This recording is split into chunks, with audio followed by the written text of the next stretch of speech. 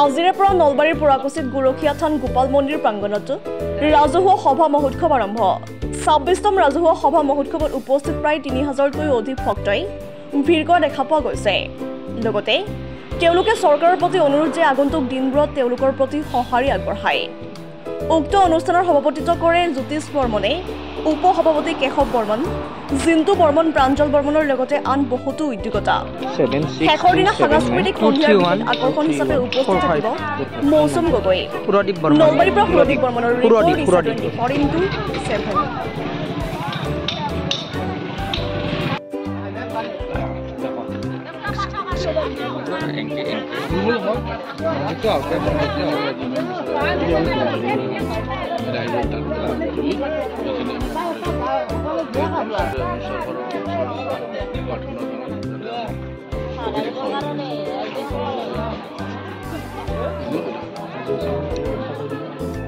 সভাপতি দুই এখন নেতা আহিব জানা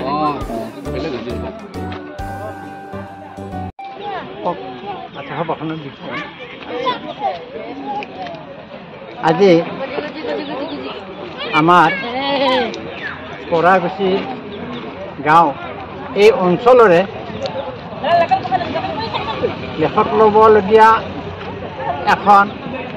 গৰখীয়া থান গোপাল মন্দিৰ পৰাগুচি সেয়েহে ইয়াত অতীতৰ পৰা অৰ্থাৎ মই জনাত 1966 চনৰ পৰা 1966 চনৰ পৰা কিন্তু তাৰিখটো চনটোৱে মই ক'লোঁ 66 চনৰ পৰা এই কঁঠাল গছ এডালৰ তলত গৰখীয়াবিলাকে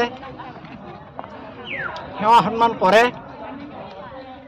সেয়েহে তেওঁলোকে বহুত ফল পায় আৰু ভকতবৃন্দও আহি সেৱা সন্মান কৰি যোনি জীৱনেৰে সেৱাটি জনায় সেইমতে ফল পায় সেয়েহে আজি আহি এই 26তম ইয়াৰ মাজতে আকৌ ভঠলি হয় ভঠলিত আমাৰ পৰাগুচি অঞ্চলৰে কেইবাজনো বিশিষ্ট সেৱক সেৱিকাই ইয়াত ভঠলি কৰিছিল ভঠলিৰ পাছত গীতে পাঠ হয় গীতে পাঠৰ পাছত 1998 চনত ফাগুন মাহৰ শুক্ল একাদশী তাৰিখ মতে এই সভা মহোৎসৱ হয় সেই সভা মহোৎসৱৰ পৰা আজি এই 26 বছৰ 26তম আহি ইমানলৈকে আহি পাইছে সেয়েহে এতিয়াও আমাৰ কৰ্মকৰ্তাসকলে যিখিনি কৰি আগবঢ়াই আহিছে লেখত ল'বলগীয়া হিচাপে আহি আছে গতিকে এইখিনিয়ে মোৰ ক'বলগীয়া গৰখীয়া থানৰ বিষয় যিটো দুদিনীয়া বৰ্ণাঢ্য কাৰ্যসূচী আয়োজন কৰা হৈছে সাংস্কৃতিক কাৰ্যসূচী কোন আছে সাংস্কৃতিক কাৰ্যসূচী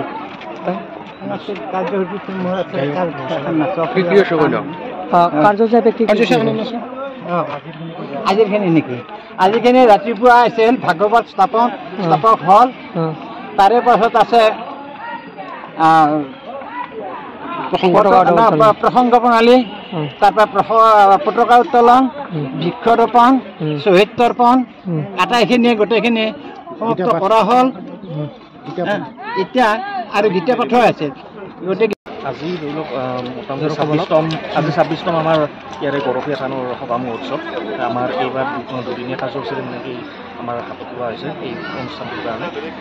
আমাৰ এই পৰাগুচি গাঁৱত প্ৰতিটো ব্যক্তিয়ে ইয়াতে আজি 26 বছৰৰ উপৰি কিজানি